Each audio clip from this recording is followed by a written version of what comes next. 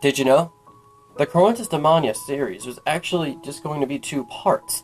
And no, the second part was not going to be the time of Cruentus Demonia. It was actually going to be a new story called The Return of Cruentus Demonia. It's going to take place several months after the origin of Cruentus Demonia, to the point where the main character thinks that he is free of Cruentus, but later on he comes back, but even worse than originally. In this story, Cruentus would have literally just been a voice in the main character's head, and driving them to the depths of insanity. This causes the character to become independent of Cruentus, unable to make his own decisions, and later on Cruentus tells him to do it. And that's where the story ends, with the main character killing himself. I say main character because the main character was never meant to be Zack. It was more of a typo, really. When writing the original story, a name for the main character couldn't be thought of, so I just used my own name as a filler until I could think of an original title. When the series was completed, I totally forgot to change the name, and that's how Zack became the main character of the series. Later on, I decided to keep this just so the comedy skit characters like Mr. Tuggle's bisexual boxers and Terror could become like comedy relief characters for the series. So now you're thinking, where did the time, creator, beta, and dream of Cruentus Demonia come to be? Well, it was more of a thought to continue the series. Cruentus had a lot of potential, and I didn't want him to live just through creepypastas. I wanted him to become something more.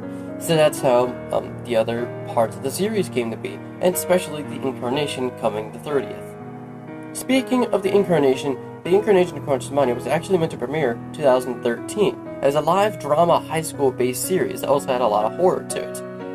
It would feature real people, and like in the Incarnation of Cruentus Demonia, the current version, it was going to have Zack and Alice meet for the first time. There was no beta or dream of Cruentus Demonia, and it was just going to be the Incarnation.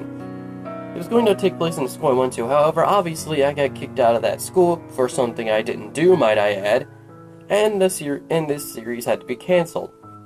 That's not the only series that was changed drastically. The Dream of Cruentus Demonia was actually going to be a side-scrolling mindfuck horror game with the same name made on Game Maker. However, with little to no experience on game making, the game was cancelled. However, remnants of the game can be seen within the actual version of the Dream of Cruentus Demonia. The checkerboard floor in the very first trailer for the Dream of Cruentus Demonia, the game, actually makes its way into the first episode.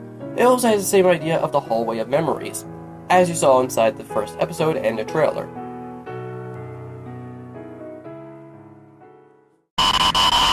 Now let's talk about character design. Cruentus Demonia was of course based on the red face from the SCP Containment Breach series. However, why do we use the image of the actual face so much? Well, this is because the actual face could not be recreated unless it was hand-drawn or pixelated art. That's why we use the image so much, and the only real difference is that Cruentus has little tiny black pupils. Zack's trench coat, which is seen at the end of the first episode of Dream of Cruentus Demonia, is actually based off Dante's coat from Devil May Cry. Now, not the original version, the DMC version. This was to give Zack a more badass look and be more, let's say, appealing to the viewers. And Alice, she never really had any real influence for her design. She was all original, and the only influence she had was from the Gothic subculture. Now let's move on to the Incarnation of Cruentus Demonia, where Alice ended up getting a design change. Her hair's a lot longer in the back, and she has a six-pack. But why is this? Well, the Incarnation of Cruentus Demonia takes place in 2015, and her new look is meant to show that time has passed. Especially the six-pack. After she became a vampire, she decided not to take this chance at a regular life lightly. She didn't want to live forever, but she didn't want to die right away. So she decided to live as long as she could, and that resulted in the six-pack. Also, another thing about Alice, in her story, The Time of Cruentus Demonia, the entity she meets is actually the Slender Man. Inside The Time of Cruentus Demonia, it was referred to him as the Slender Man. However, we found out that the Slender Man is not really a fair use character, and he has a strong copyright to his creator, Victor Surge. That is why in The Dream of Cruentus Demonia, he was simply referred to as the Entity to avoid any copyright. I saw a tall man behind a tree, motioning me over. I couldn't see his face because it was hidden by a log. I pointed at myself, wondering if it was me, and he nodded yes. I slowly walked over in fear. If vampires are real, then he could be too. Slender Man. She met an entity that dared to defy me.